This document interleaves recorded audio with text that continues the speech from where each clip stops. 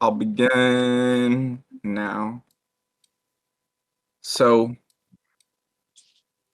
Physics 205, Calabrese class, and Don Harris students. If you're in Calabrese's class, please put your name and review in attendance so I can take roll for your points later. And besides that, there's a recording of the review from yesterday if you weren't available to watch it or in live person. It's on Carol's YouTube channel. It's linked in announcements, I think off topic as well. Those problems are going to be different from the problems I'm going over today. I think the ones today might be uh, maybe a little more uh, higher in terms of difficulty, but in the end, it's all just review, so it's nothing new you haven't seen. With that, this is probably the last time we will do review for 205 at least. There won't be any hours next week. I don't from myself and neither Sierra. So thank you for your time. We've taken the class before last semester, and our goal is just to make it easier for everyone else who hasn't taken it.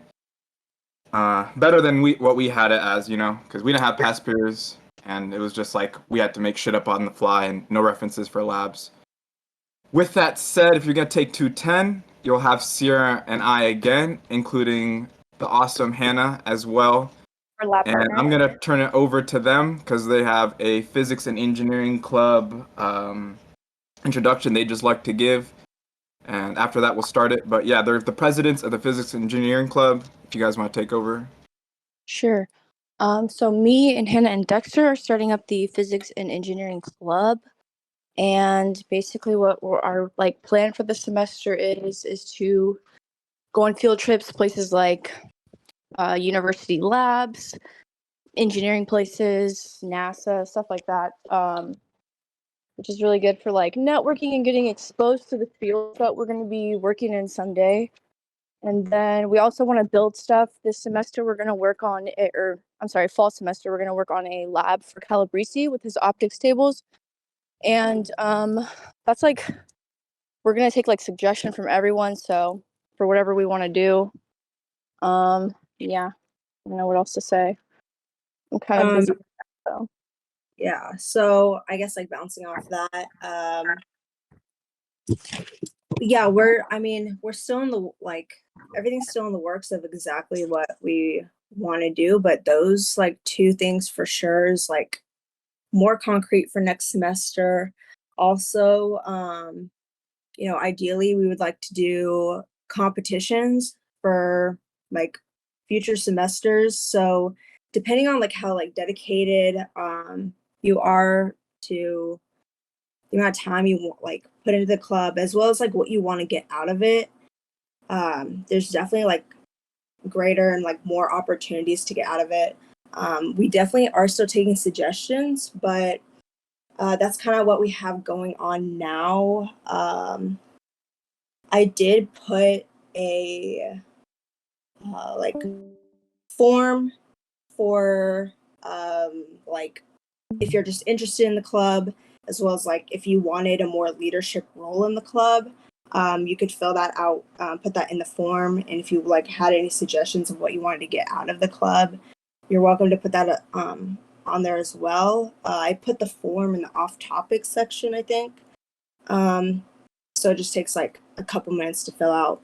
But also too, it looks really good on your transfer applications. Just showing that you were more than just, your grades and what you're doing academically. This kind of helps you stand out a little bit more. And this is also a great way to get to know your professors more, because Calabrese will be co-advising the club, and then Pat and Gail will be our main advisor. So it's really good to get those connections too. They also have a lot of connections to just different companies and people in the field, as well as other schools. So yeah, I think it'd be a really great opportunity for everyone. I think we can get a lot out of it. I'll add one more thing. And like the positions, it's really fluid. Like if you don't want something, you don't have to have one. If you just want something because it's gonna look great on your transfer apps, like put that. And then I didn't really mention this like yesterday, but I probably should have. But we are looking. We have an open position for a treasurer. That's a really important role for us. And it's basically you're dealing with finances, and it's mandatory we have one. So if there is anyone who wants that role, just like put that in there and kind of maybe in the box where you can talk about like explain why you want that or like why you would be a good fit for that role. We need someone to handle the bread. Yeah, so we're going to be looking for someone to do that. So I mean, if we don't get anyone next semester, we'll probably have like elections for it. Yeah, and then I mean we can have as many like officer roles as like we'd want. Like it just depends. Like if you're like an officer, you definitely have to be just like more, I guess like more involved. Just it doesn't like wouldn't have to be much. It would just literally be like showing up to every meeting and putting in. Yeah, there's a responsibility aspect to it. I will say that much. Like we'll be Very taking true. on the bulk of the workload and managing everything. So Yeah, just keep that in I don't, mind.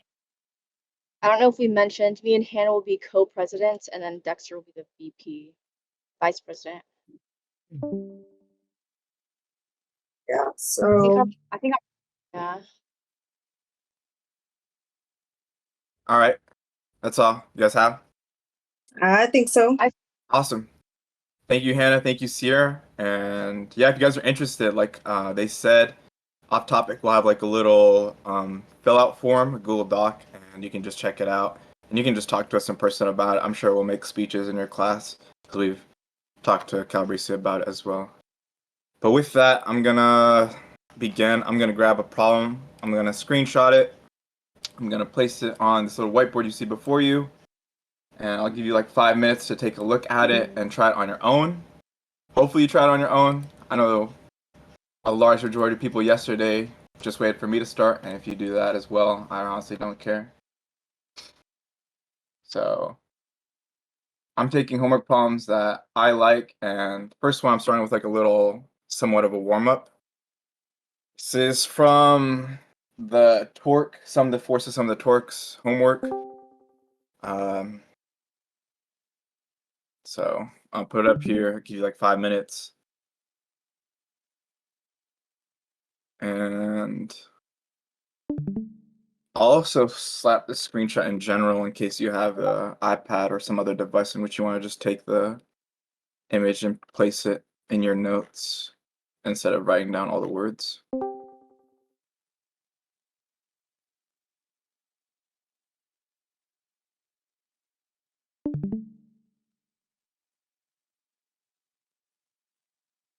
But you've done this problem before. If you want to refer back to your notes as well, if you want to keep track of any mistakes I make, feel free to. The first three are going to be homework problems that I'm just choosing.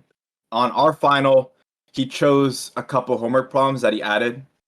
So it was what you choose outside of the gravity one, which is mandatory. You have 4 options out of 6 that you get to choose on your own. And so like 2 of them I think were just straight up homework problems, and I'm gonna do the one that I remembered. I don't remember the other one. I think it would do something with momentum, but I chose a different one. And so I'm just choosing once again homework problems as well in case that is repeated. And then the last one I'm choosing is just an old exam problem that I've done before with you all. And that's it. Anyone has questions about the final while they just sit here and wait for me to do this, let me know. But yeah, like you get your extra credit on top of knowing how to do the gravity one, right? I linked the video of him doing a bunch of gravity examples. Your gravity one's gonna be the same. It's gonna be a sphere. Uh, it's what someone's telling me is worth 30 points. So if you've been at all these extra credit sessions, you should get ideally. Let's say you mess up a few points on gravity itself, you're around like 35%, and then you just get to choose. You get to 6 problems.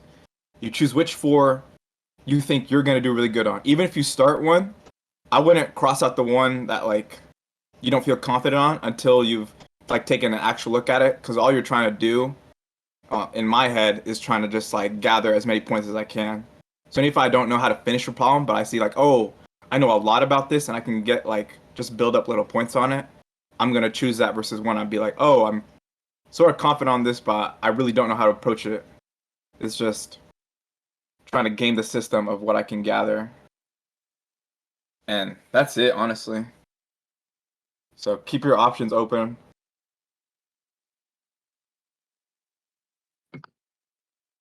All right, I'll start this one.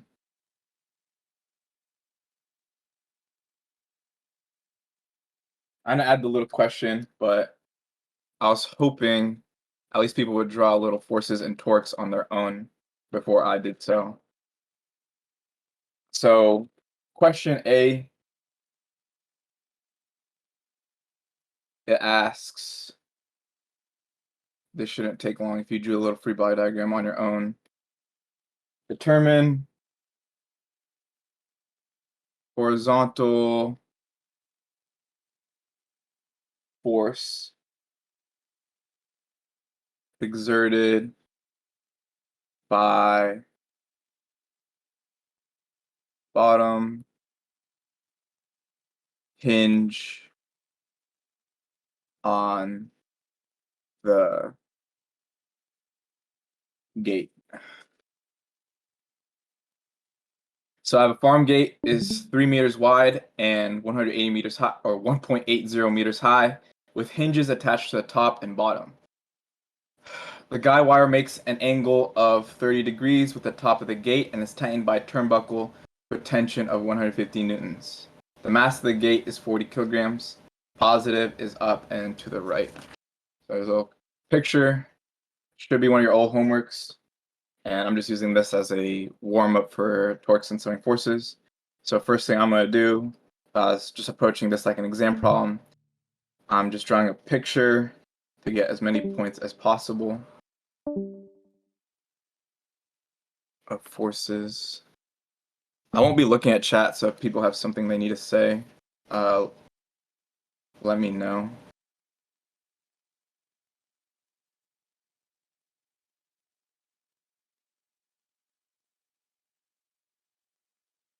I'll draw tension, same color. That cow drawing deserves extra credit. Thank you. Wow. So with this, I'm just going to apply forces I know. This is the gate right here. And so center of mass of the gate, I'm just going to put smack dab right in the middle, accounting for mg.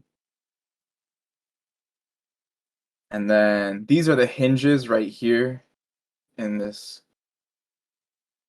cool little color marker of purple. And so with it, it'll have forces as well. I'll say, and when I did the review problem for like Dokar the bug or whatever, I used R sub y.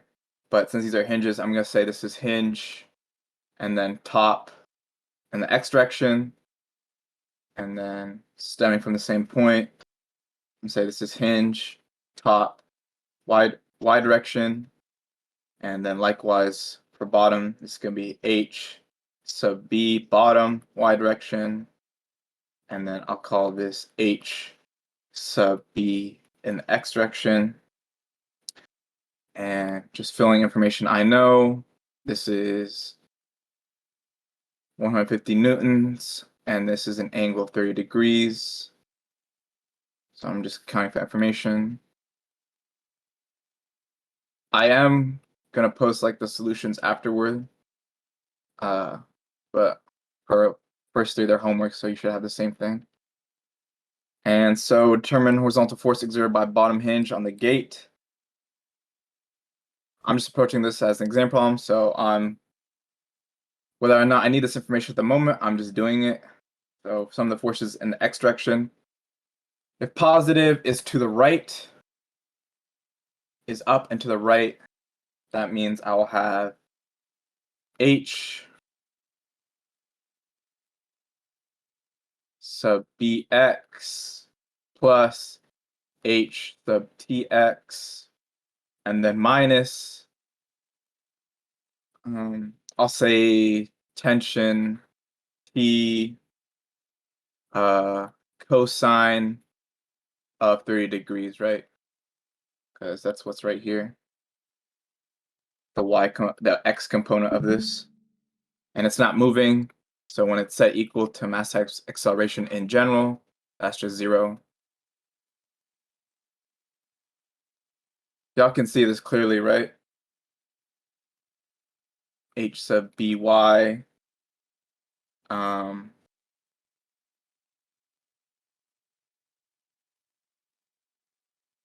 Let's see. Oh, with this one, I'll ignore this one for now. I won't need it.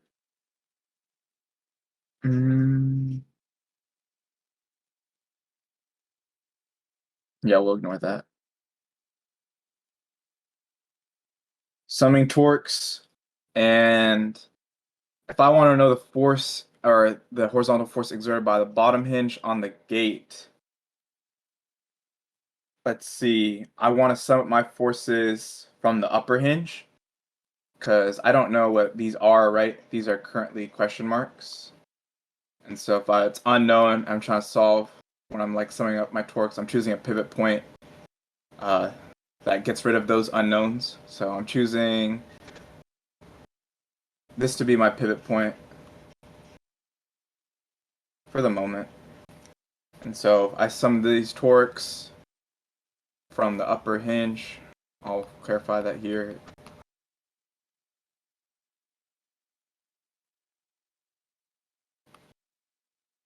What that leaves me with is H sub bx. And if I'm pulling on H sub b of x around this point, this is going to want to move this object counterclockwise, which I'm just going to call as positive due to convention from just being in the class. And the distance away H sub b of x is from this pivot point. So if it's right here, this is my force. The distance away from this pivot point is just its lever arm, and that's just 1.80 meters. So H sub b of x, distance away from point, 1.80 meters, plus, let's see, I'll say this sine, or the vertical component of the tension, so right here.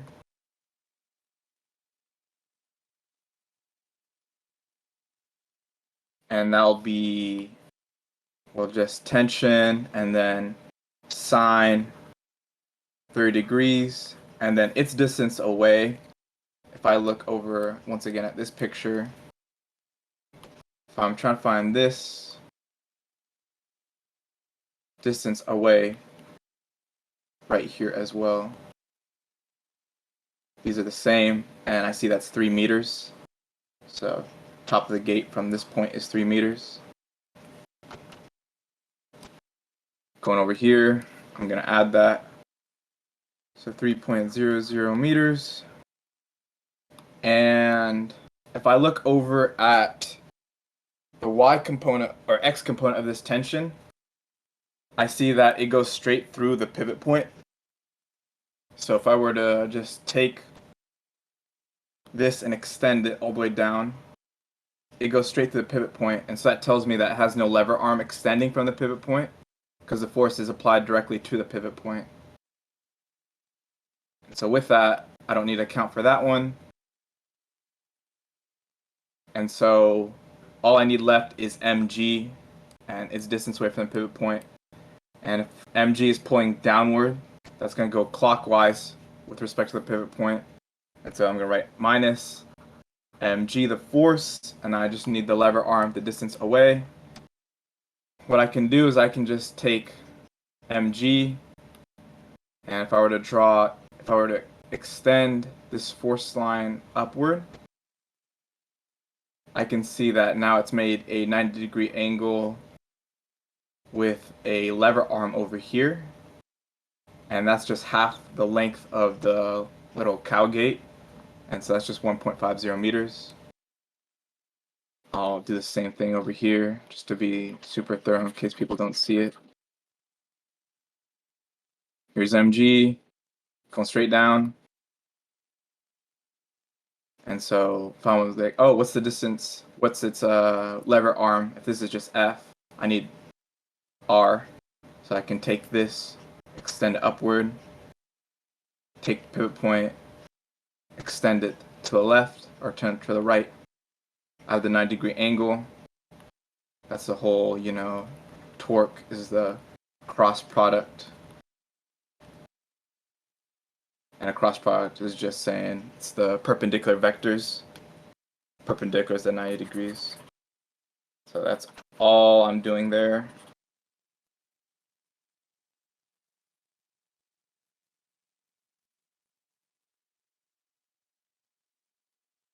So minus mg, and the distance was 1.50 meters, and I'm setting this equal to 0. If I solve this with my given information, h sub bx is the one I don't know. One thing I didn't note is that if you're wondering where is h sub by, it follows the same pattern as the tension of the rope in the x component. The y component just travels straight through the pivot point, so I'm not accounting for it because that doesn't have a lever arm. So I have 1.8. I'm ignoring units now. You cannot ignore units, but T sine 30, tension is 150, sine of 30 is 1/2. So 75 is my result. 75 newtons times 3 minus mg. Mass of the gate is 40 kilograms. And I times that by 9.8 on a calculator, I get 392. 392 newtons times 1.5. And I can solve for the force on the bottom of the gate, which if I add these two together, I should get a negative value, negative 363 divided by, if I move this term to the other side of the 0 and then solve for it, well, it's going to be a negative 1.8. So in the end, it just gives me a positive number. I'm a little lazy with that part just because at that point, that's just algebra. And this is just my answer, force on the bottom of the gate. Just a horizontal force. And so part B,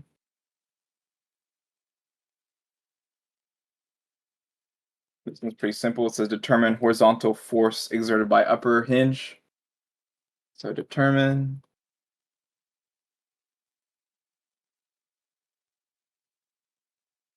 horizontal force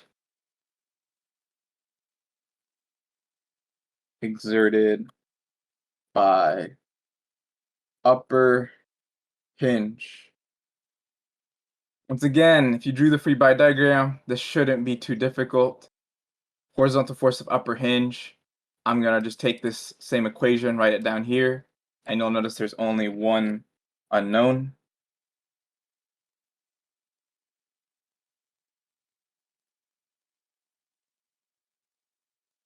So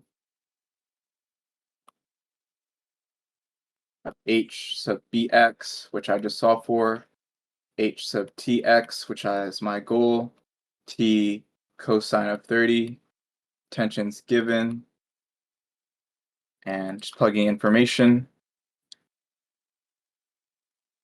HB of x I know is roughly 201.7 newtons. H sub t of x is my goal, and then this is just 150 newtons. Cosine of 30 is root 3 over 2, set equal to 0. Moving things to the other side, and I'll be left with, actually,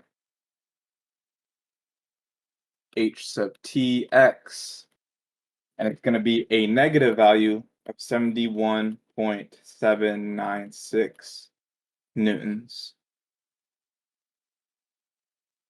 And so one thing I want to note with this is that it's a negative value. So over here, it said that positive is up and to the right. So h sub t of x I drew in the positive direction, when in reality, it is flipped going this way.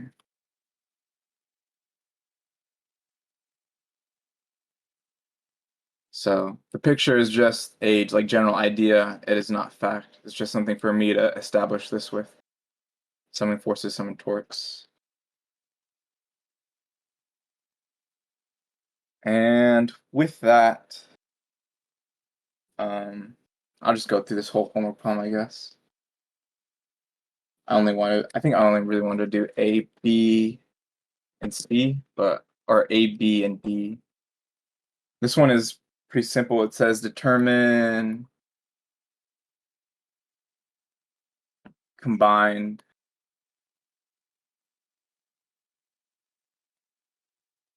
vertical forces exerted by both hinges. So this doesn't need really any prior information. All I'm doing is creating summing the forces in the y direction. But over here, I have h sub t of y and h sub b of y. I'm just going to combine those into one term. I'm just going to call it h sub y. So h sub y total, I don't know its general direction, but I'm going to say it's just going positive because it's summing these two forces up, right? And all I need to account for is other things in the y direction. So mg is going down, so I'm going to write minus mg. And then the other force is the force of the tension going upward, which is just t cos or t sine 30. For t sine 30 degrees, this is equal to 0. Solving for everything else, I have h sub y minus mg. We did before, it's 392 newtons. And then t sine 30, we solved that already at 75 newtons equals 0. And I'll have that h sub y total is going to be 317 newtons. Okay, nothing hard with this problem. It's just plug and chug a little bit after the first part of summing forces and torques. The only reason I chose it, honestly, is because there's some vectors. If I chose a pivot point that was like in the corner of an object, a lot of times your pivot point is like a drawbridge. You're like, oh, I have a little drawbridge, and there's a rope here, and so people always have a pivot point here, and they're so used to seeing a lever arm just real apparent on it, just extending along the length of the drawbridge. But I like this one had it right here. It was like one of your quizzes as well had a similar thing where it was like, oh, look, where forces are applied here and here, and like pivot points there, and you had to determine where things extend. So I was just trying to review that. Like, there's nothing I'm teaching that's new. It's just review. With that, it asks, what if, so what will the tension be? What must the tension be so that the horizontal force exerted by the upper hinge is 0. So that means h sub t of x is equivalent to 0. And so to account for this, all I'm doing is once again summing torques. And so not much changes.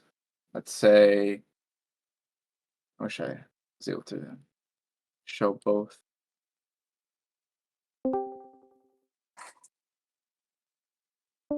So these two terms, most of these terms won't change. So I'm going to account for them. So t sine 30, 3 meters. So I'll say t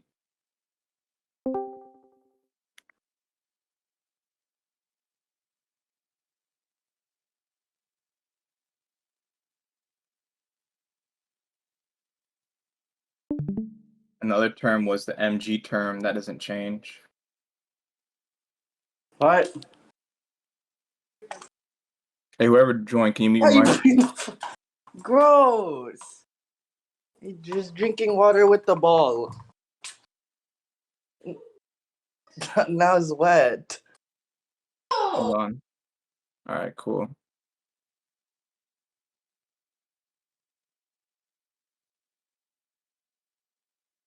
So this doesn't change. And then the only thing that's going to change is what must the tension be so that the horizontal force exerted by the upper hinge is 0. I'm now going to sum up the torques about the bottom. So I'm summing them up right here. And in doing so, before I had some sort of unknown here, I'll call h sub, what was it, h sub top y.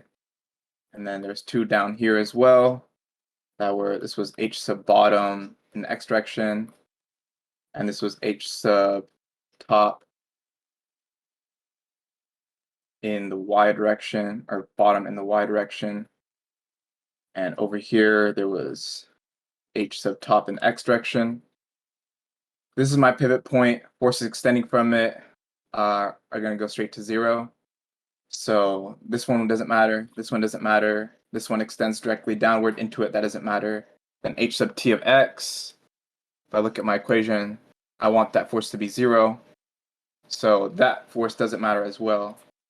None of these forces matter. The only thing I'm accounting for now is simply mg and whatever's exerted by tension over here and its components.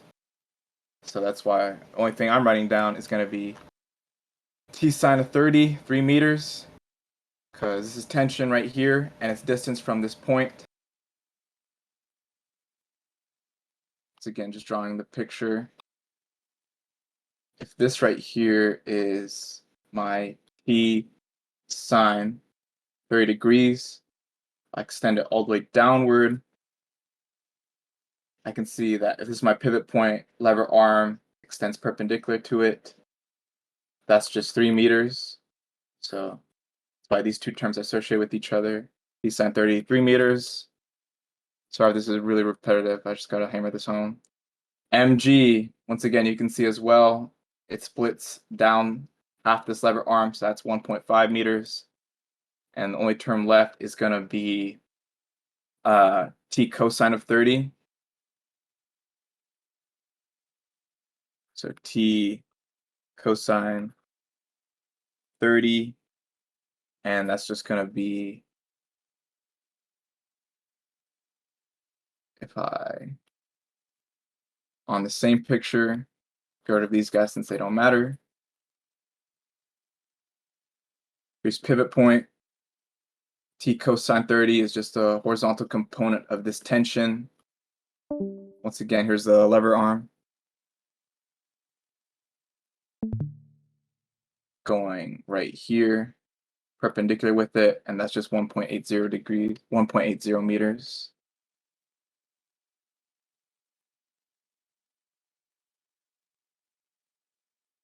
Solving this, I'm just going to skip straight to the answer because all you're solving for is t. So I would isolate, I would do the math on this guy, do the math on this guy, move this to the other side. You're literally just solving for t, so isolate for t, and your answer should be 192.8 newtons. There's really nothing you have to plug in because t sine of 30 and t cosine of 30 and mg are all solved before in the previous steps. So that's it. Does anyone have questions on that?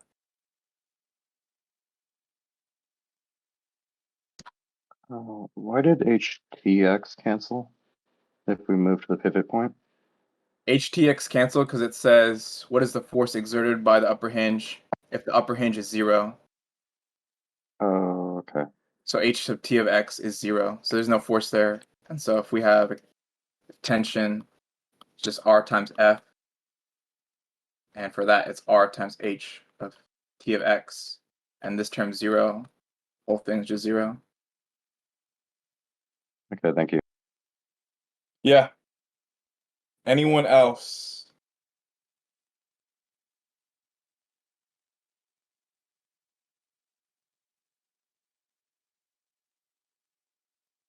I'm gonna grab the next problem.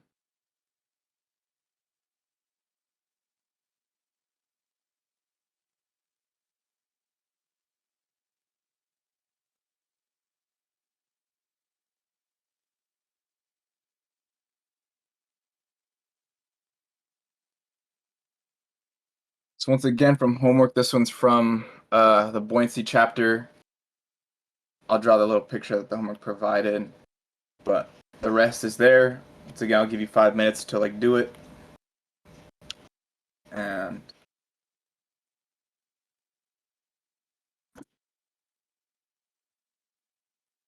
then I'll take over.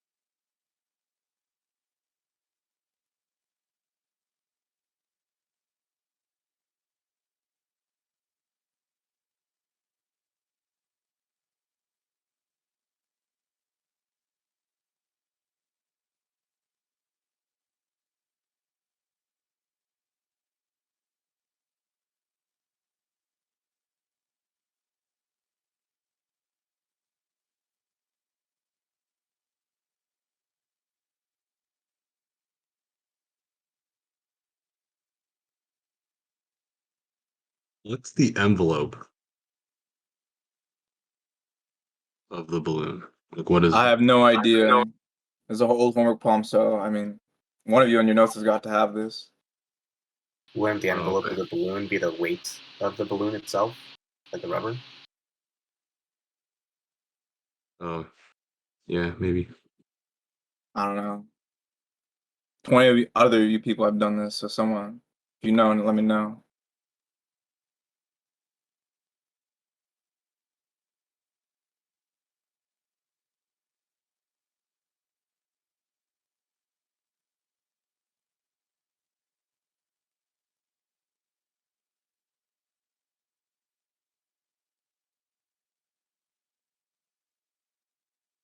All right, let's start this. So before anything else, I'm gonna draw a free body diagram.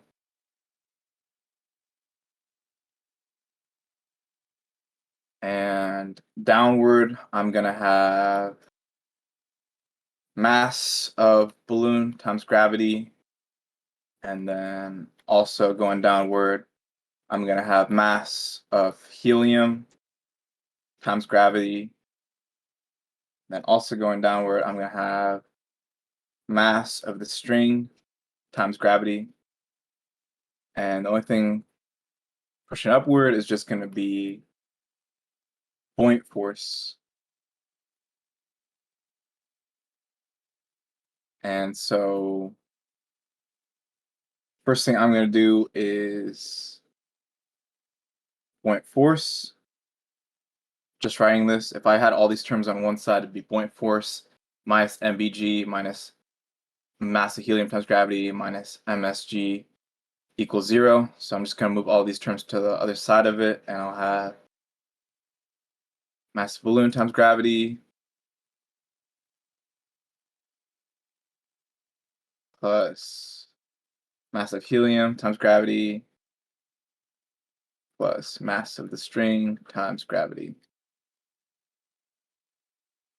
From there, I can rewrite buoyant force as density of air times volume of the balloon times gravity, and then set that equal to all these same terms again.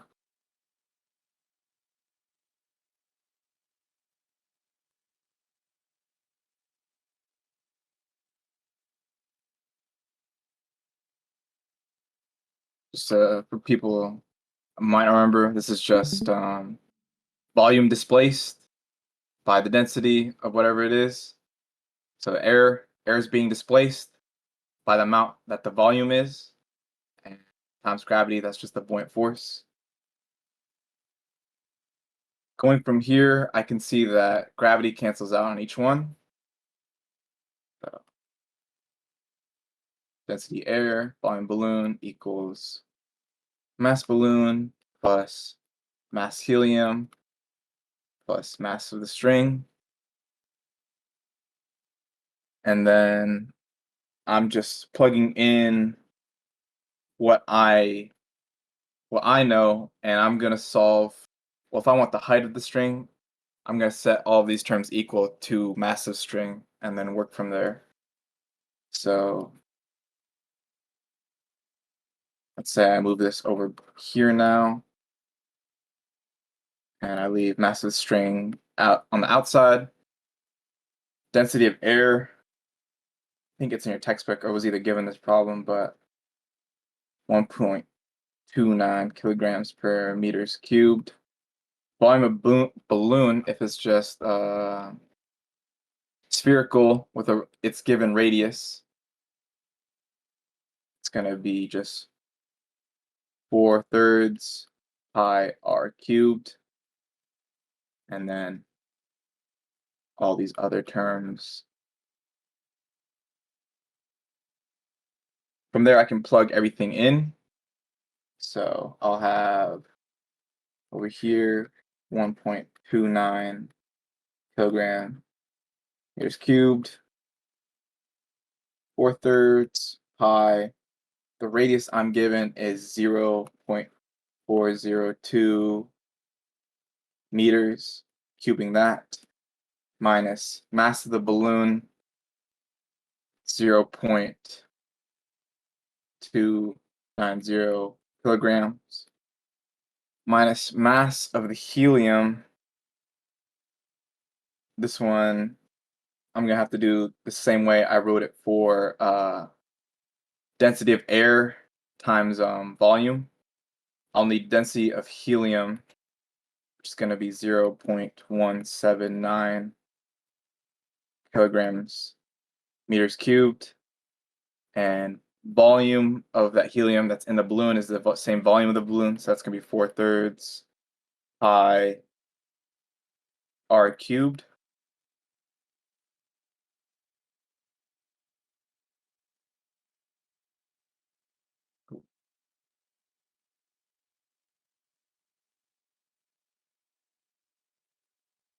And I'm going to set that all equal to mass of the string. Plugging all these terms in a calculator, I should get 0.351 kilograms minus 0.290 kilograms minus 0.0487 kilograms. A little intuition that the book always uses is, do your answers make sense? And volume displaced of air versus volume displaced of helium. Air should weigh a lot more, and it does, so I'm okay with this so far. Summing all these up, I'll get 0.01228 kilograms is the mass of the string. And something from the distributed mass worksheet that we all did together as well is I have a mass, and I can set that equal to linear density times length, because all of this is just mass over length. And so linear density of the string, I'm given information on that. This is linear density of the string. I just need to know mass of the string and then length of the string. And so mass of the string, go up to this problem. Mass of the string is 0.0503 kilograms. So over here, I did take 0.0503 kilograms. Going back up. Length of the string is 2.60 meters. Going down, 2.60 meters.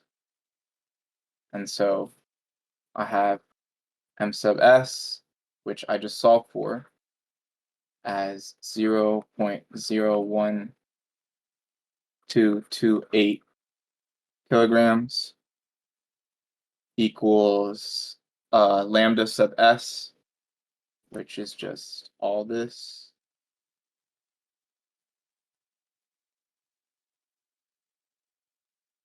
times the length of the string.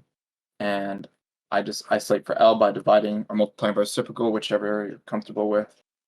Now 0.635 meters.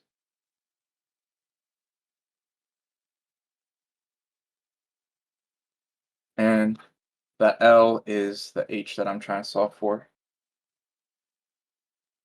And that's it. Made a free body diagram. From there, any sort of object that is floating, whether it's in air or in a liquid, or in water, it's floating in some sort of fluid, whether it's the air or a liquid. And so buoyant force set equal to whatever I solve for from free body diagram. Buoyant force I can rewrite as density of air times the amount of that air is displacing, so the volume of the balloon, times gravity. Rest are as such. Gravity cancels away, should for most of the buoyant problems. And I just plug in density of air and all the other givens. Mass of the balloon was given. Mass of helium is where I have to apply the same step from before. I have the density of the helium, and I know it's displacing a certain amount of volume, same as the balloon. And the rest is algebra. And then from here, you have mass of the string. Great, what do I do with it? From distributed mass worksheet, I know that all objects have some sort of, especially if they're uniform at least, will have a linear mass density or area mass density or volume mass density associated with it. And for this one, it's just linear just because of the string. Divide by the term, and I got length. which is the H value I'm solving before. Does anyone have questions on that?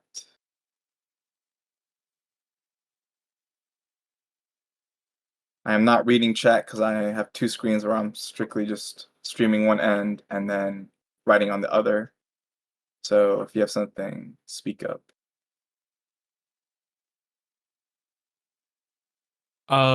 Were the densities weren't provided in the problem, but I presume they were on your crib sheet at the time when you solved this? This one was the one I did have in my exam, and I don't remember. You gotta remember that's like 6 months for me, but I imagine if they're not there, you can always ask him, but then if not, you're solving things in variables. So it's either provided or it's just in variables. For sure.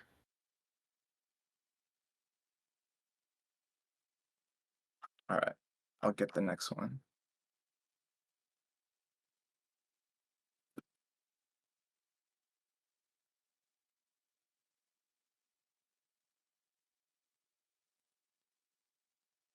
You might have done this in recitation.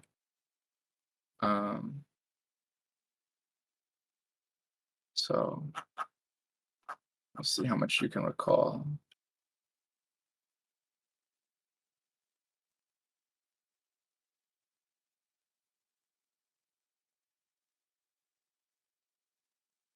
With that, I want to know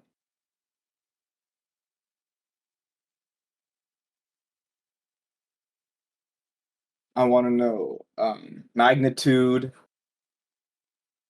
of its angular momentum, and part B is angular speed about center of mass.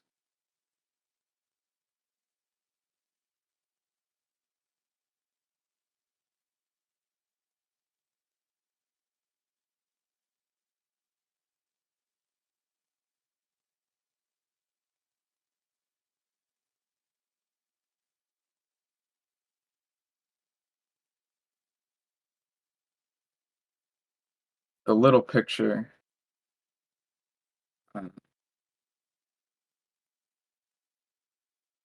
is just something like that.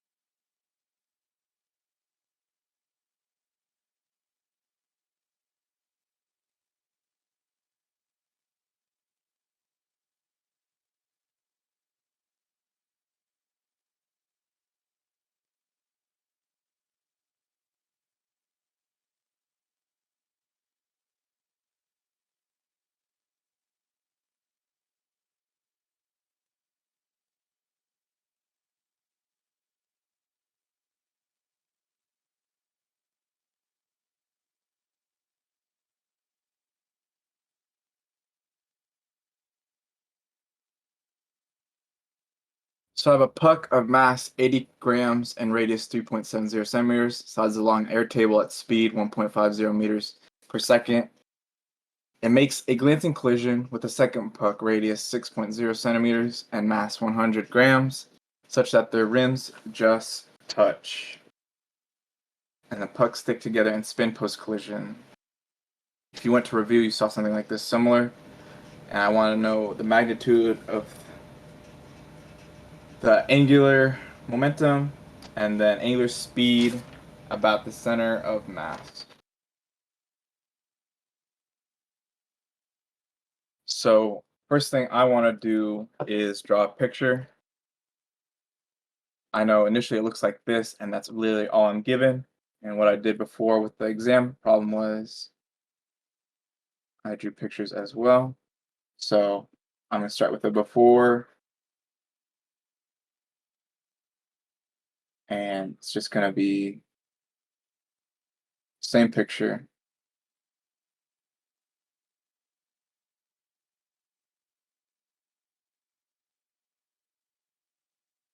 This has an initial velocity. I'm just going to say v naught. Then what was it? 1.5 meters per second. This was v naught, and it was at rest. So it was 80 grams. So this is M1. M2. This had a radius of 6.0 centimeters. And this one had a radius of 3.70 centimeters. So before picture,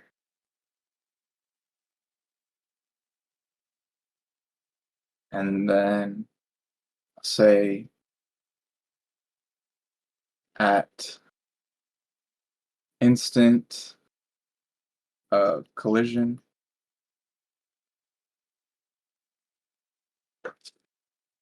And with that, I'm going to draw them just stacked on top of each other, like I did with the exam problem. So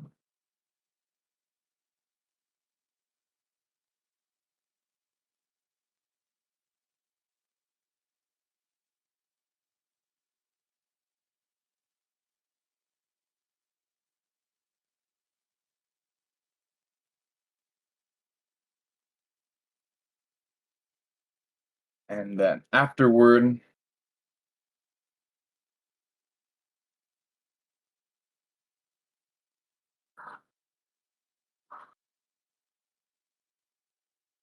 I'll have something like this, moving with some sort of angular speed, which I do not know. So first I need to solve angular momentum. Actually, before all this, I'm going to convert units. So say M1. With that, I will have 0.08 kilograms, just moving decimal 3 places. And its radius, R1, moving the decimal 2 places, I'll have 0.037 centimeters. V naught is 1.5 meters per second. M2 at mass, item right here, was 100. Move the decimal 3 places to convert to kilos, 0.1 kilograms. V naught, 0 meters per second. And then R2 is 0.06 meters. With this, I see that part B wants center of mass. And if you did this problem before, you'll realize that you'll need center of mass before you can even start part A. So I'm just going to go straight to finding center of mass. And so what that'll look like is center of mass. I just want M1 times R1 plus M2 times R2 all over total mass. Plugging in numbers, I will get 0.08 kilograms. Radius from before is 0.037. And this is where I'm going to leave a plus sign and a blank space for a reason in a minute. Combined mass, 0.08 plus 0.1 just get 0.18 kilograms. But center of mass, and why I wrote it as this, I didn't account for M2 is with this picture. Actually, might have to redraw something just to make it clear. So I'll leave this here for now.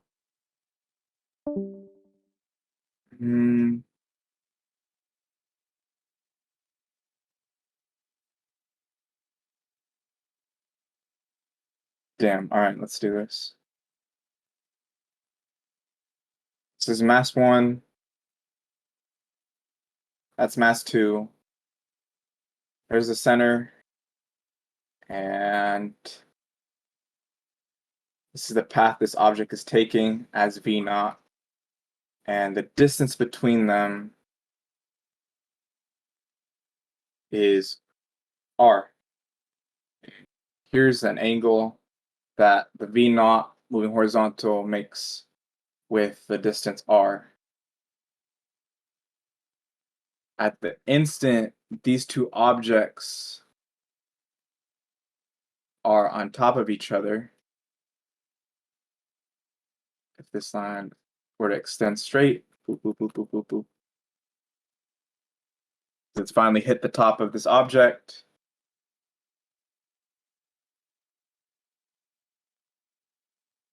It might be better to show like this. The distance it hits the top of this object, let's say that's the center. We have a cool little triangle here.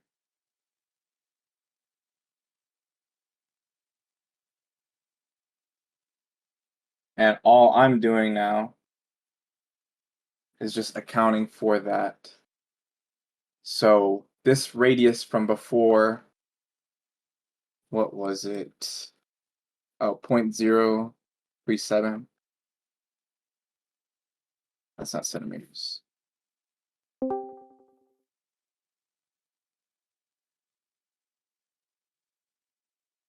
The objects are stacked on top of each other, so all I'm doing is showing the radiuses as they're stacked on top of each other. There's nothing fancy with this. And this one was what, 0.606?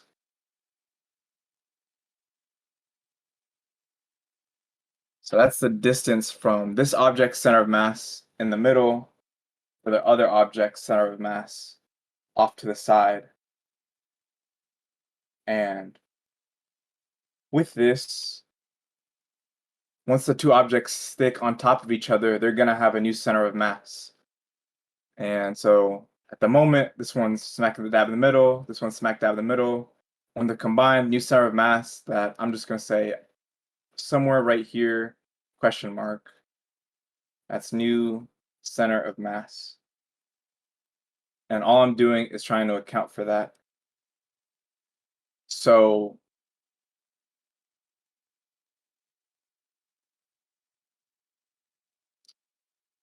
let's see.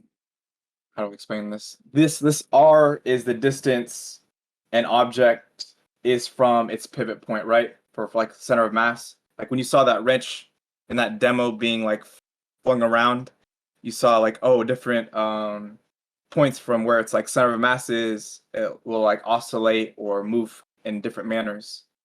So for this example, I'm gonna say that this right here is just ground as like 0, because this object's not moving.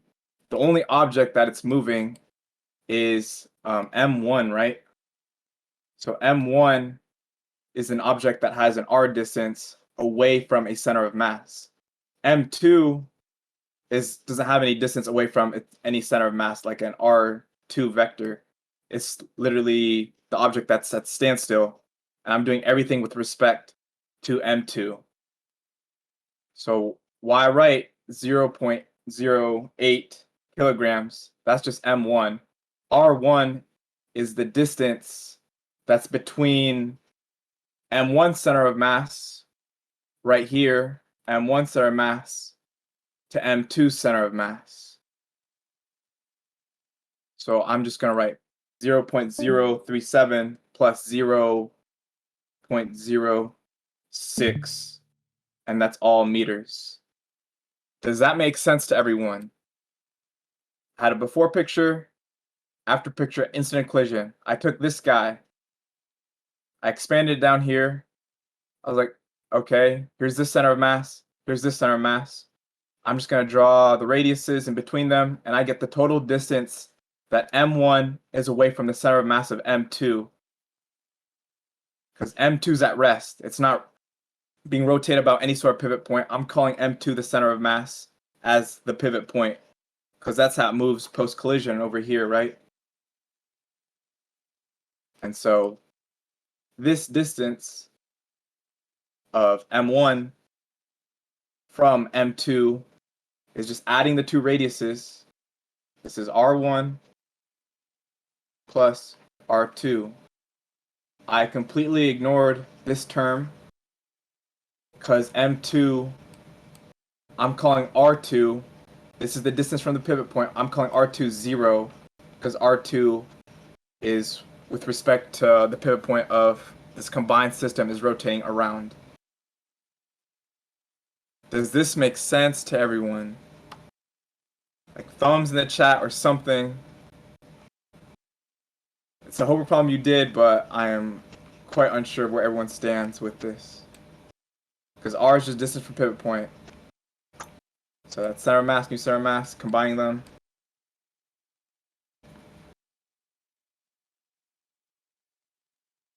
And with that, I should get 0.04311 meters.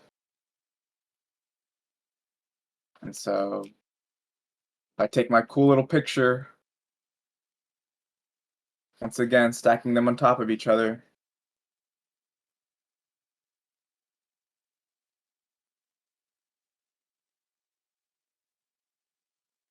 I did everything with respect to this pivot point, which is 0. I know this radius is 0.06 meters. All the way up here is an addition of 0.37 meters. So 0.04 from here is, I don't know, roughly somewhere about here. So that is my new center of mass of this little system. 0.06, just literally just addition. It would make way more sense if I drew this on like a little number line. I was like, oh, look, this is 0.06 meters. If I add another 0.037, I'm at 0.097 meters. And so 0.04311, oh, well, has to be like down here.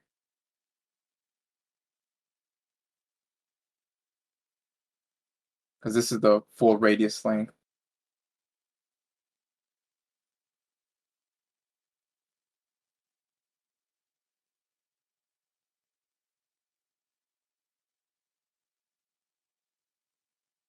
So that's it. Center of mass is basically near the edge of the bottom circle.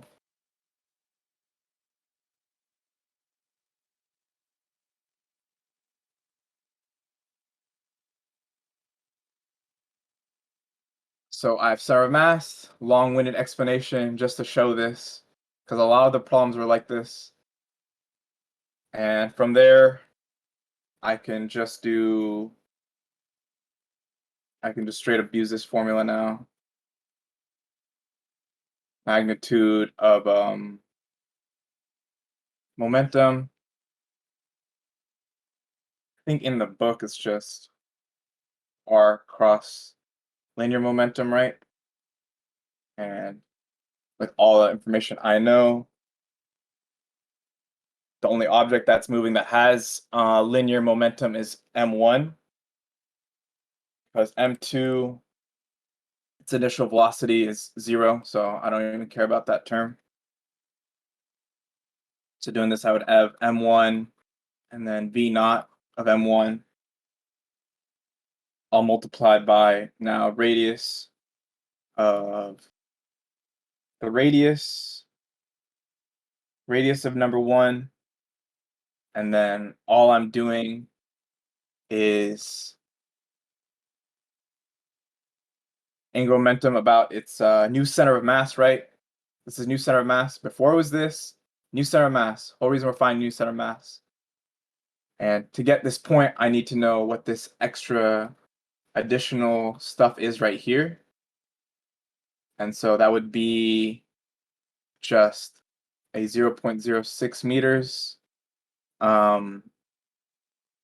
minus my new center of mass. So new center of mass would get me that x value. Because the whole radius length is 6. The center of mass, new center of mass is only 0.04311. And so x is the distance from that little edge. Because this is MVR. And for r, that's the radius of the M1, this guy. But I need to account for now its new distance from center of mass. So I need to add that x.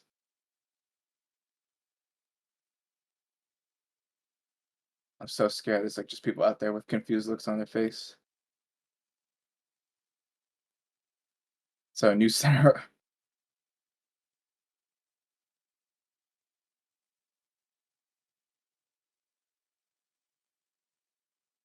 R1 was 0.037 meters plus x. I just substitute this guy in. So that's 0.06. Who did the thumbs down? Can y'all talk? I can see the little reactions, but this is easier than the way Calvary showed when I asked this. Oh, yeah. Yeah, he had a method as well, and I was not a fan of it.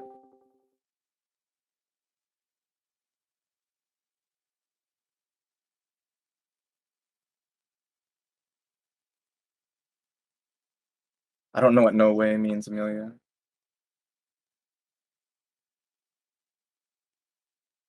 So M1, B1 naught, plugging in just numbers now. Because all I'm doing is adding the radius plus distance from center of mass.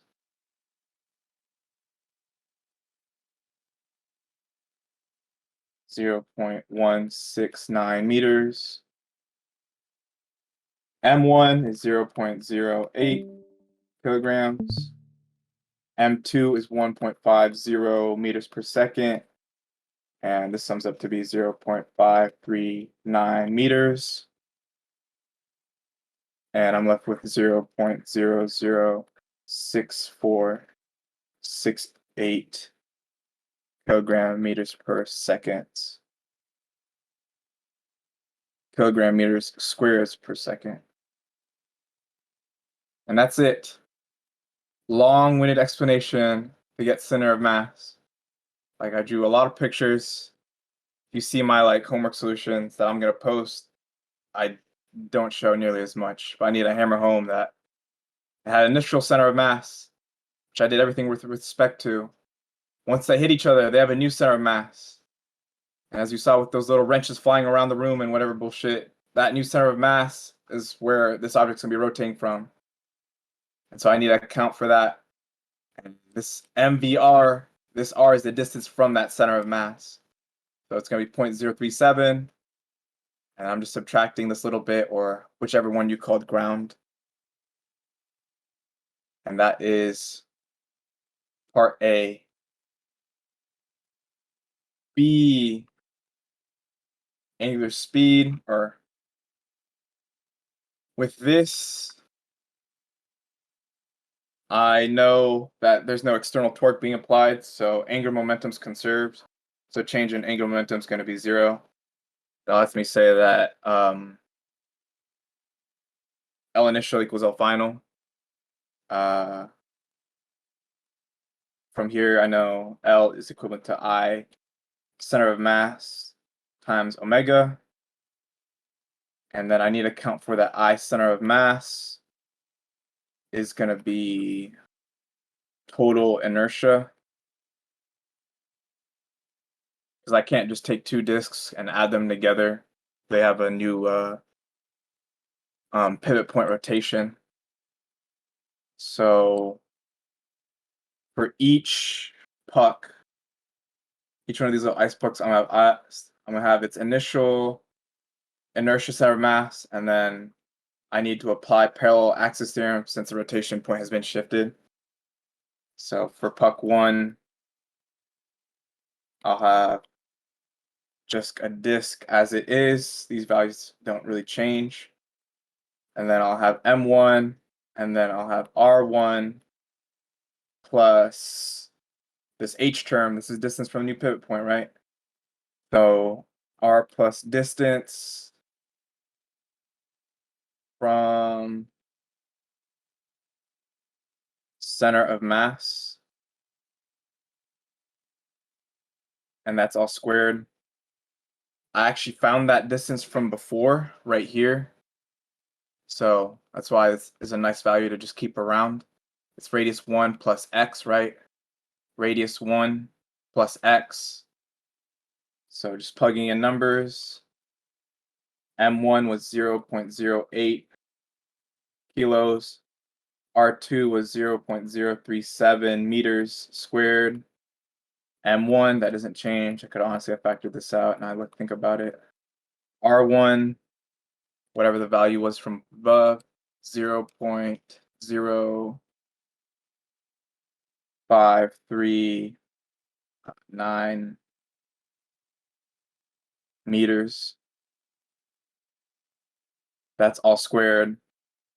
From this point, it's plugging in your calculator, and you should get 0. These values are incredibly small. 5.476 kilograms meter squared plus 0.000232417 kilograms meters squared. I'm not talking any trash, but I would replicate doing this as well, because a lot of times I looked over people's homework, the order of operations on your calculator is garbage. So you don't want to be this is like that. At this point, it's just free points, right? And then same thing, 1/2 M2. This is for puck number 2, the bigger one, M2 R2 squared plus M2. It's again applying parallel axis theorem. Distance, center of mass squared. This is 1/2. Weight 0.1 kilograms. Its initial R value, because this doesn't change. It's just inertia of said disk, and then I apply parallel axis theorem to it. With that, this distance is just a 0.0431. I want to reiterate again. Remember, I made my little axes. So x-axis, y-axis, called this 0. So when you center mass, it's just with respect to that. See, Jazzy's typing a lot. Why?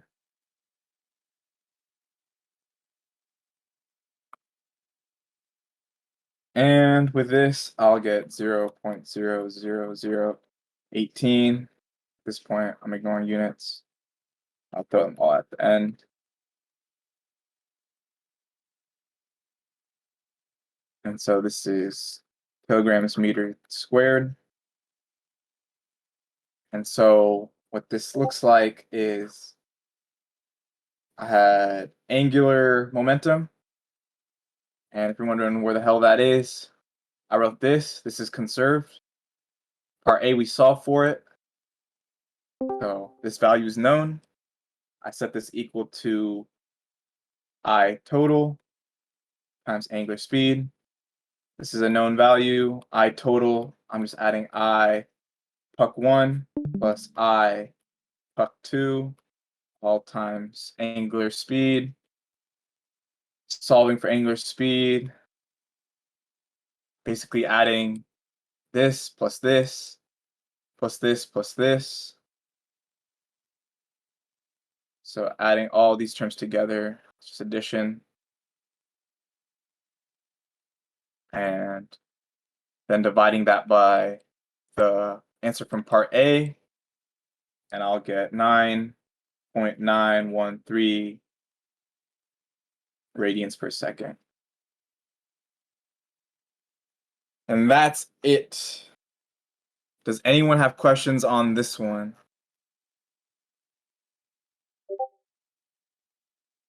Combined center of mass, angular momentum, knowing the angular momentum's conserved because there's no external torque being applied, and a long-winded explanation of what this R is. And that's it. I want to do one more, but I'll be honest, I have a Calc 3 review I have to do as well for a Battle Guy class.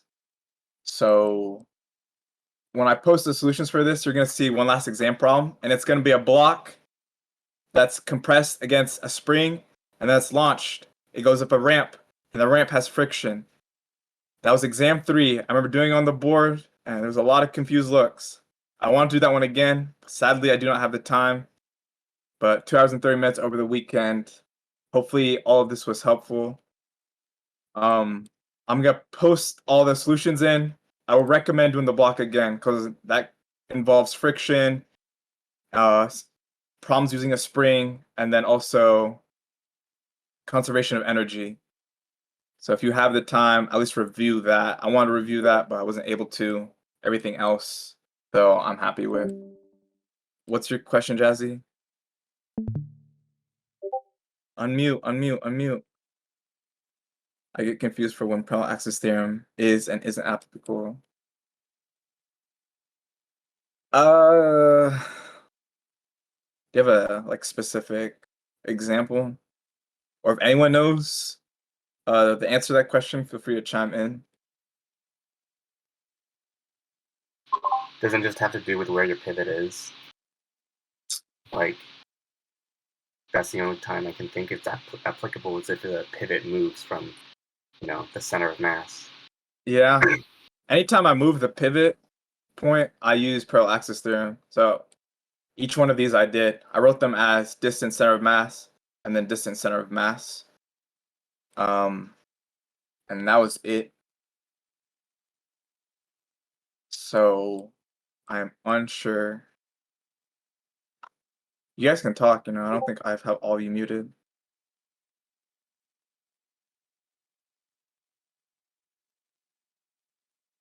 Got money trees going in my ear right now. Does anyone have any questions? Whether you're Don Harris's class or Calabresi's on final stuff? Anything? Because you have multiple choice tomorrow, which is pretty normal. Know your units. Like a lot of times you can do those problems by just looking at the units. The only thing that changes is like units. So know units, all of its like general concepts and ideas. I think it's pretty self-explanatory. And then like that, so you get points from that as well, and then you add that to the other extra credit stuff. So your overall final grade can't be that bad. I say that, knock on wood, but you're counting on multiple choice. You get a free 30% right with the gravity or whatever one. I'm saying free, but it's if you practice number 18. But that's it. I don't really have anything else. I would like to do the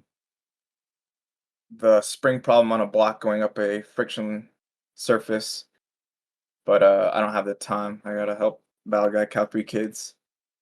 But I'm gonna post it right now, and you'll see it's the last problem on there. It all fits on one page, and you'll see all these explanations that I did are a lot more long-winded and more in-depth than what's gonna be on what I'm about to post.